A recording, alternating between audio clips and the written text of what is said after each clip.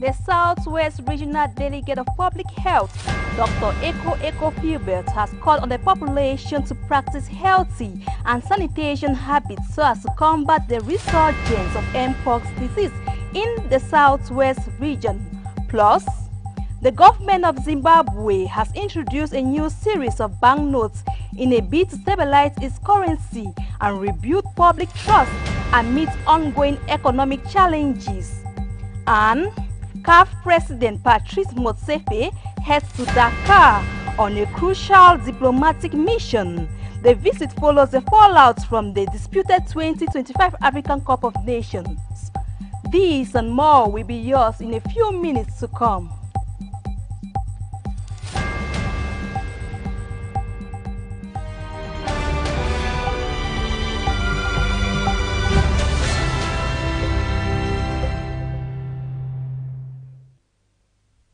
Good evening and welcome to News Hour on Royal TV. I am Sharon Tita for presentation. The population of the Southwest region has been called upon by the Southwest Regional Delegate of Public Health, Dr. Eko Philbert, to practice healthy and sanitation habits so as to combat the resurgence of the mpox disease in the Southwest region. This was during a meeting that took place here in Boya, the chief town of the Southwest region. Details in the following report with Natalie Njoma. There are over 20 media men and public health officials gathered at the Regional Delegation of Public Health to discuss on the situation of mpox in the Southwest region, as well as media engagement strategies on how to combat the disease. Speaking to the journalists and health officials present at the event, the Southwest Regional Delegate of Public Health, Dr. Eko Philbert, urged the journalists to effectively play their role as stakeholders in promoting healthcare and ensuring the proper sensitization of the public on the outbreak of mpox in the Southwest region. Mpox is a zoonotic viral disease that is caused by the mpox virus, usually present in forest games, animals, and uncooked meals. Public health officials say transmission modes are usually through body fluid and partly cooked meal.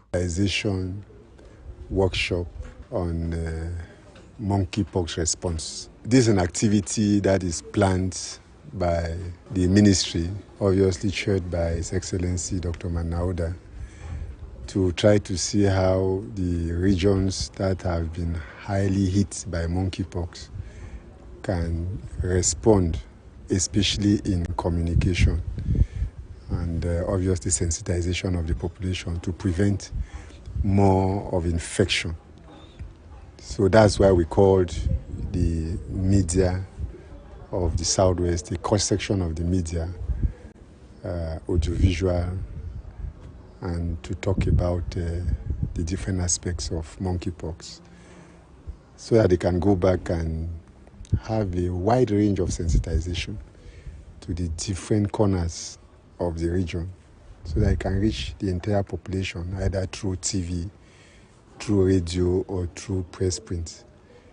So that everybody, the one that you can lay hands on, you can get information on what monkeypox is. You can get information on how to prevent monkeypox. And you can have information on how to communicate to others so that it can reach us to take more measures in the prevention of monkeypox. Symptoms of mpox include fever, rash, headaches, boils, swollen lymph nodes, and muscle aches, usually through close contacts with infected humans and animals, lasting for 7 to 21 days of incubation. The health officials advise that persons should report immediately to any nearby health facility in case of any skin rash, fever, or headache, which are symptoms linked to the virus. In the days ahead, a pilot phase of the mpox vaccine will take place in the littoral and southwest region of Cameroon, with over 3,000 doses to be distributed.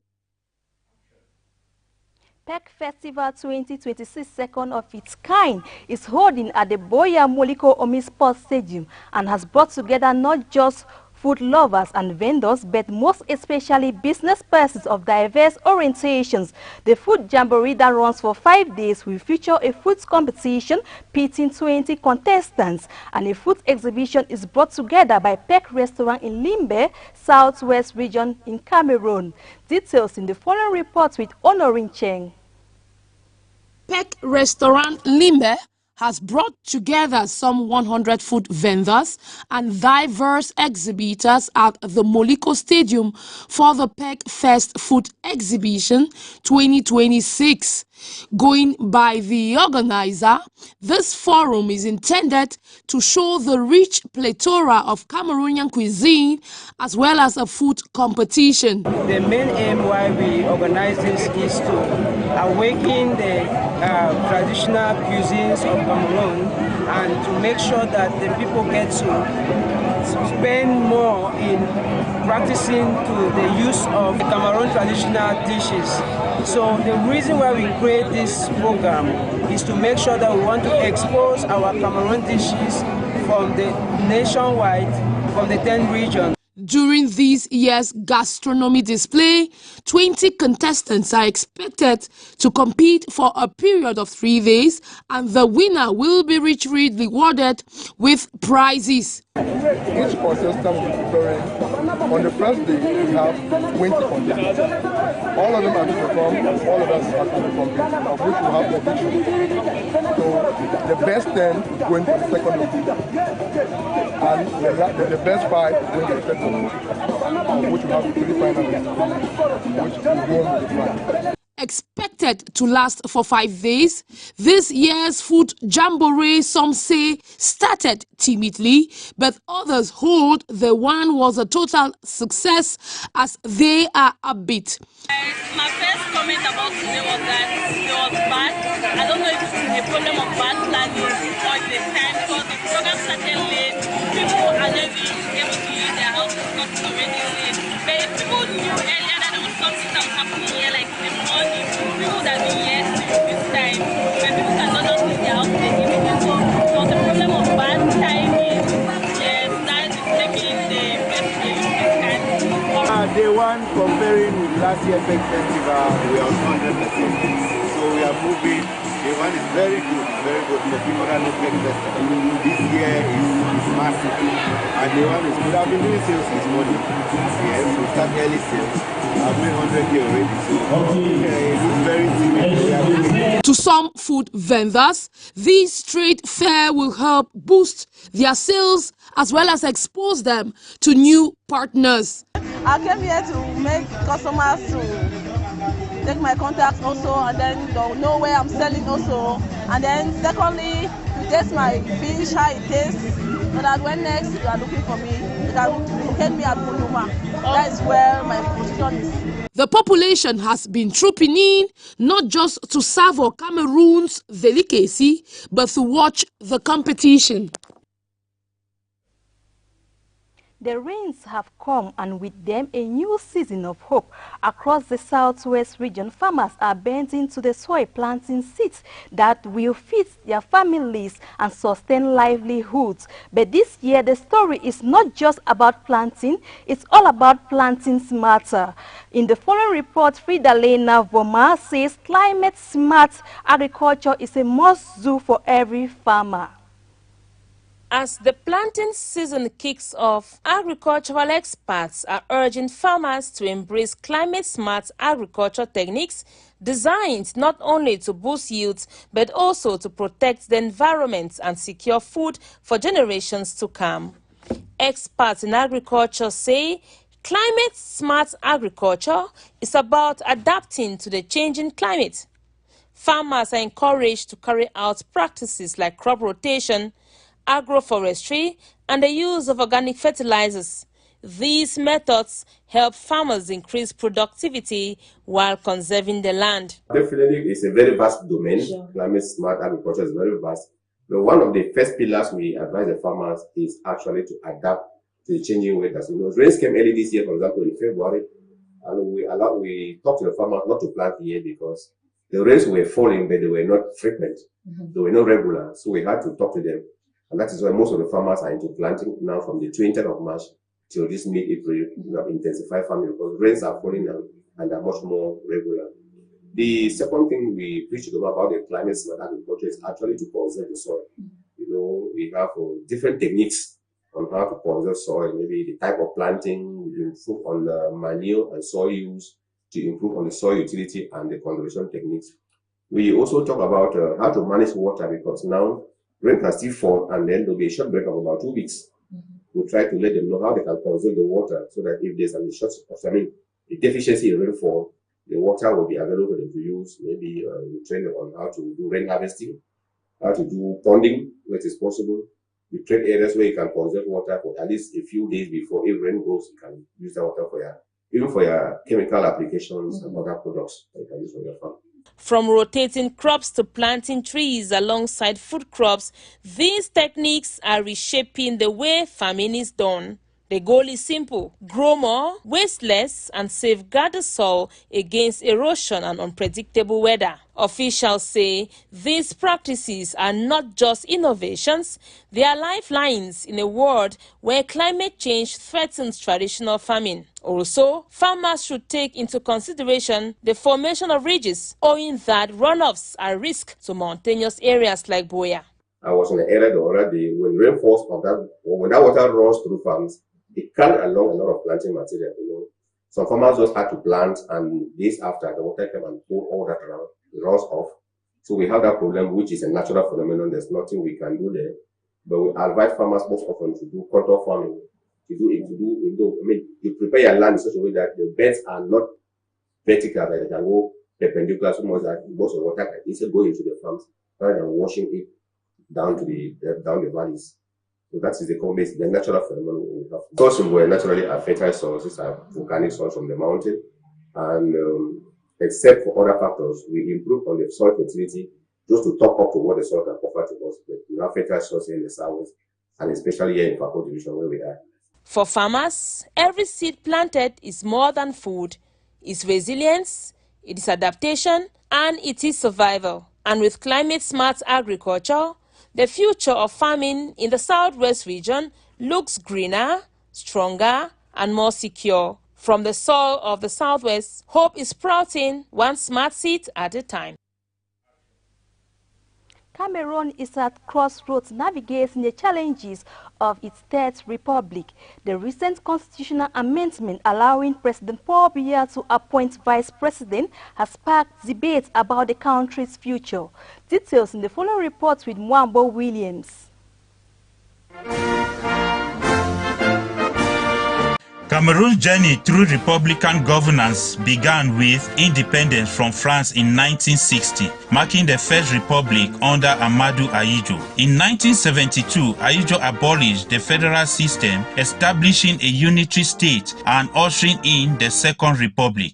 Paul Biya succeeded Ahidjo in 1982 and, facing economic crisis and pressure, introduced multi-party politics in 1990, paving the way for the Third Republic. The Third Republic has seen Biya's continued rule with challenges like the Anglophone crisis and economic struggles. Today, as Cameroon stands as a crossroads, questions about succession, stability, and governance shape the nation's path.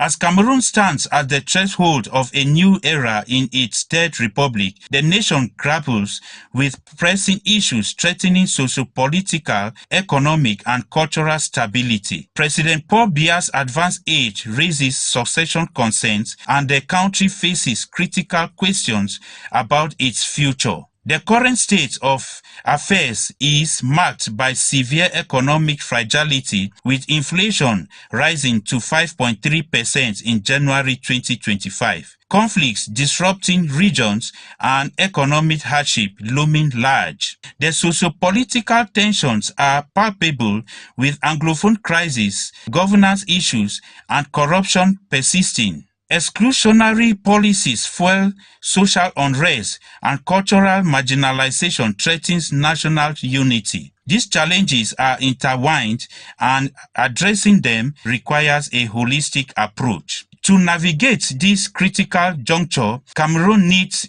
inclusive governance that fosters dialogue, addresses grievances, and promotes unity. Economic diversification is crucial, with investments in sectors beyond oil, such as agriculture and manufacturing, institutional reforms are also necessary to strengthen institutions and ensure transport succession. So as Cameroonians await the appointment of the vice president and the long-awaited cabinet shake-up, the path forward demands visionary leadership committed to democracy, inclusivity, and transformation. The stakes are high and Cameroon's future hangs in the balance. The next chapter requires leaders who can bridge divides, address pressing issues, and steer the nations towards stability and prosperity. So then, all we can say is courage.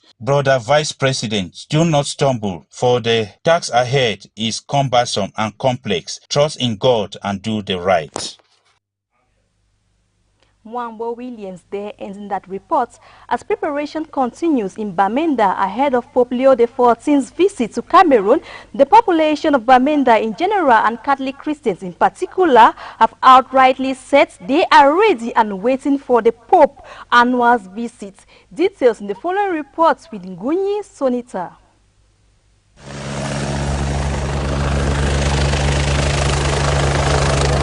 Aviation exercises continue for perfection ahead of Pope Leo XIV visit to Bamenda. With less than 10 days to the arrival of the Pope, the population of Bamenda have reaffirmed their readiness to welcome the Pope in their town. We are ready!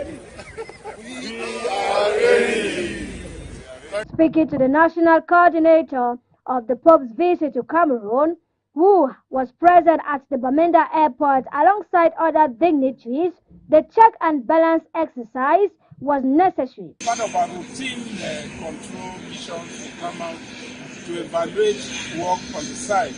I think this is about our fifth control mission with coming, and this last control mission is very, very important, significant, because we are receiving the final control team from the Vatican on Sunday, and today we're supposed to do the check and balances to make sure that everything is in place before we have the final control team that is coming on Sunday. With 95% of work already carried out, the various committees have been urged to speed up work progress. Yes, what I've observed is that the last time we were here, work was around 75%. Today I can say we are about 92% of work. A lot of the problems that were raised, a lot of the suggestions, all have been taken, most of all have been taken into consideration, and we think we are getting very, very ready for the advanced team to come. With Pope Leo XIV's apostolic visit to Cameroon, where he will be landing on April 15, his visit will run from April 15 right up to 18, 2026, where he will be visiting the nation's capital, Yaoundé, the economic capital of Cameroon, Douala, and alongside Bamenda. From Cameroon, he will be visiting Angola, which will run from April 18 right up to the 23rd of April 2026. This visit counts for his apostolic journey scheduled outside of Italy since the beginning of his pontificate. And now onto our foreign page. The government of Zimbabwe has introduced a new series of banknotes in a bid to stabilize its currency and rebuild public trust and ongoing economic challenges and inflation concerns. And 3 armed attackers opened fire on police stationed outside the Israeli consulate in Istanbul, sparking a swift security response, though initial reports on casualties remain unclear. Details in the following reports with Nanga Sonia. Zimbabwe launched its upgraded banknotes on Tuesday with an appeal to national pride and confidence. The Big 5 series features the country's iconic animals to symbolize national identity and resilience. The rollout begins with 10, 20 and 50 Zimbabwe gold notes. Higher denominations will follow later. Citizens have long distrusted their own currency, viewing US dollars and South African rand as more stable. The new notes are part of a wider effort to restore public trust in local money. In 2024, the Zimbabwean dollar was replaced by the gold-backed Zimbabwe gold, or ZIC, aimed at giving the currency a stable anchor that will protect it from the rapid depreciation of previous monetary regimes. The new notes will be available at banks, cash machines, and through cash-back services at retail outlets. All ZIC notes will remain in circulation indefinitely to avoid disruption or confusion among the public. In more news, 3 assailants opened fire at police outside a building housing the Israeli consulate in Istanbul on Tuesday, sparking a gunfight that led 1 attacker dead and 2 other assailants were wounded and captured. 2 police officers sustained slight injuries in the clash, Istanbul governor told reporters. The assailants were carrying long-barreled weapons. An interior minister said the attackers had traveled from the city of Izmit, some 100 kilometers east of Istanbul, in a rented car. One of the assailants was linked to a group he described as exploiting religion without naming their organization. The Islamic State group has carried out deadly attacks in Turkey in the past. The 2 wounded assailants are brothers identified as ONUC and NSC. The first has a criminal record related to drugs. Both are being interrogated according to Interior Ministry. Video from the attack showed 1 assailant carrying what appeared to be an assault rifle, wearing a brown backpack, and hiding behind a bus when exchanging fire with police. An officer falls to the ground, apparently having been shot, and then rolls away to get behind a tree for cover. The U.S. ambassador to Turkey, Tom Barak, has condemned the assault, praising Turkish authorities for their swift and decisive response. Israel's Foreign Ministry similarly condemned the attack and commended Turkish security forces for their rapid action in thwarting the attack. CAF President Dr. Patrice Motsepe heads to Dakar on a crucial diplomatic mission. The visit follows the fallout from the disputed 2025 African Cup of Nations final. CAF faces mounting pressure to clarify the controversial outcome. Talks are scheduled with the Senegalese president over governance, transparency, and competition integrity. Details in the following report with Claudia Voma. The CAF president will today meet with Bassirou Diomaye Faye and top officials of the Fédération Sénégalaise de Football in what is widely viewed as a high-stakes diplomatic mission aimed at restoring confidence in African football governance. The visit follows the chaotic AFCON 2025 final staged in Rabat, a showpiece event overshadowed by heavy rainfall, administrative lapses, and conflicting reports from CAF bodies. The lack of clarity surrounding the match outcome has since triggered widespread concerns, raising questions over transparency and institutional credibility within the continental football governing body. Sources close to the matter suggest that Motsepe's discussion with President Faye will go beyond ceremonial agreements, focusing on deeper governance issues, competition integrity, and the responsibility of member associations in protecting the image of African football.